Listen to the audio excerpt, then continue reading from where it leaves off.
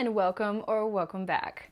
If you have ever wanted to make a big, chunky, warm, weighted blanket, look no further. This tutorial is for you. I know I've posted videos just like this in the past, but I'm gonna post another one because I just love to make them. And it's a different color variation. This is super easy, and before all of the Joann Fabrics close, go ahead and run there, and you're gonna wanna get at the very least 5 skeins of your favorite color of Bernat Blanket Extra. And you're gonna need a 12mm hook, and that's all you're gonna need. The tutorial will be with this color, which I will have listed below.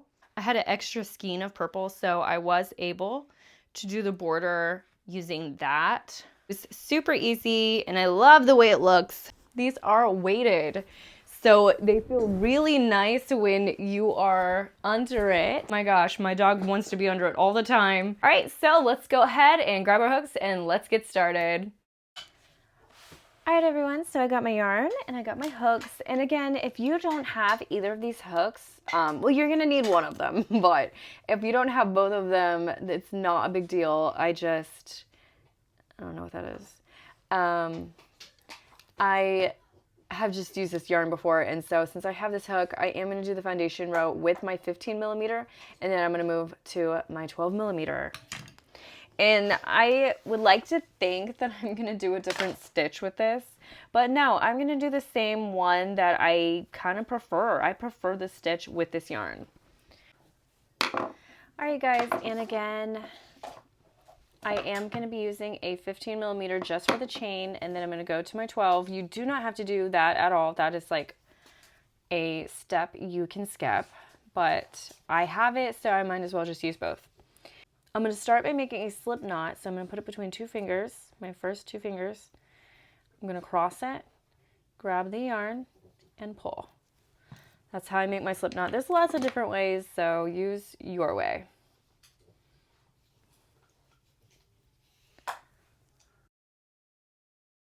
I will be chaining 50 from my blanket. Feel free to chain more to make your blanket wider.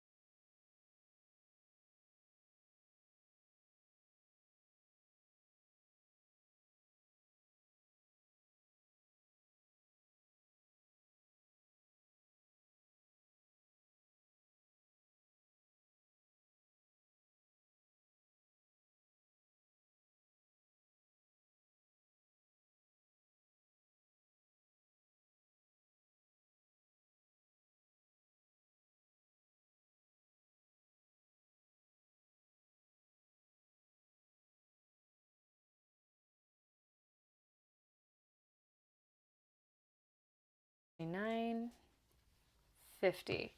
All right, so I have 50 that I've chained.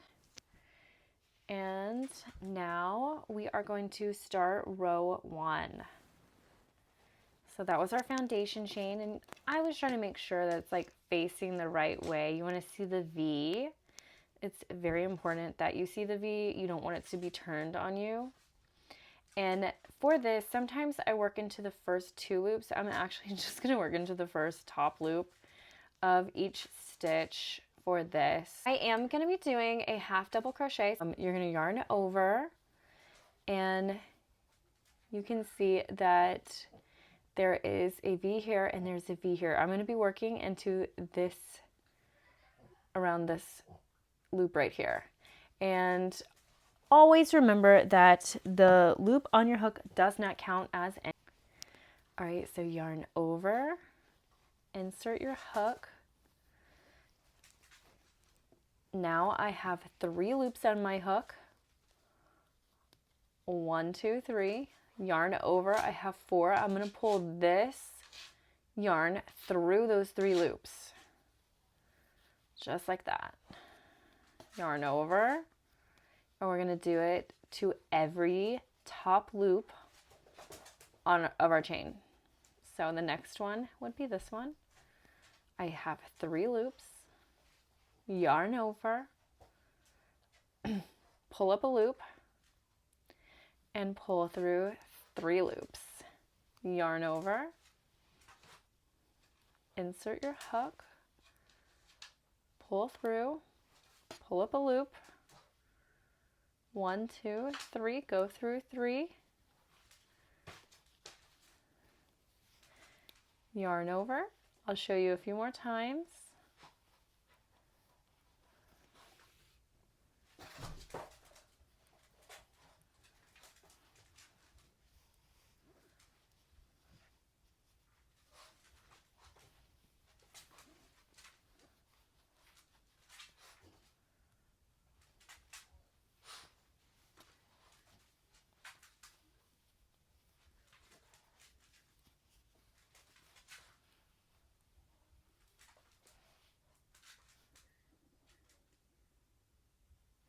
So go ahead and finish your row 1 and meet me at the very end of the row. All right, so we have made it to the end.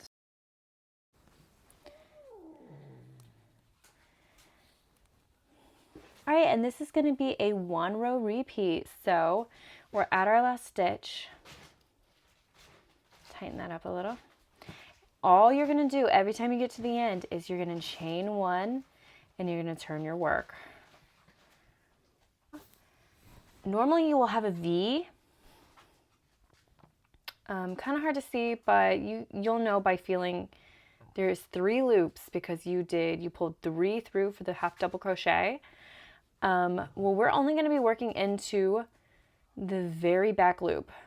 So these are the front loops and these are the back loops, and I'm going to be working into the very back loop of each of your stitches, and we're going to be doing half double crochets in each of these back loops all the way down. And then when you get to the end, you're going to do your last stitch, you're going to chain 1, turn your work, and you're going to repeat it until you are done with your blanket. So it's super easy. Let's do it. All right, so this is going to be our first. I yarned over,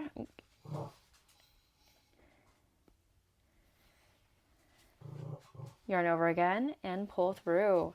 And that is literally the whole pattern for this whole blanket. It's super easy. You don't even have to think about it. You could just sit there and watch TV and do it.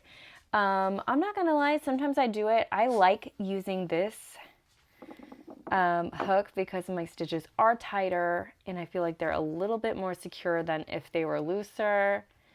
It makes my blanket heavier. But if you like the 15 millimeter, if you don't care for the looseness of it, that's a really good option as well. I've done a blanket. I've crocheted a blanket using both of them.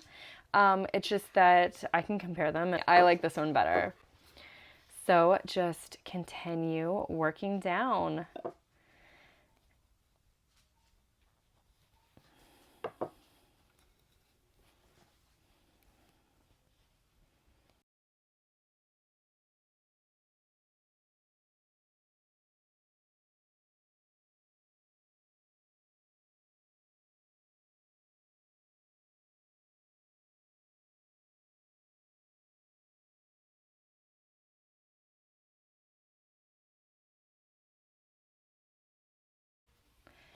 All right, and there is a couple of different ways that you can add more yarn when you run out of your skein. Your skein should get you about this far. But what I like personally is I like to take the ends, tie them together, make it really, really secure, and then cut just a little tiny bit of the tails off. But you don't even have to cut the tails off if you really want. You could just keep crocheting and then weave them in, and you have even more security in your blanket.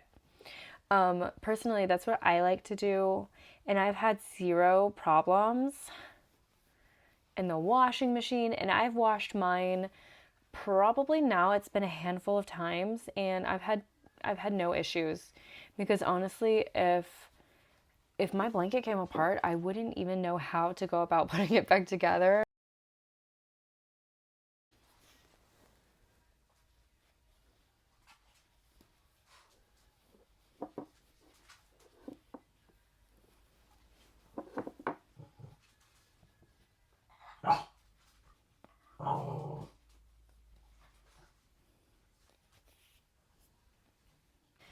All right, so go ahead and keep going and meet me back when you're ready to add your border.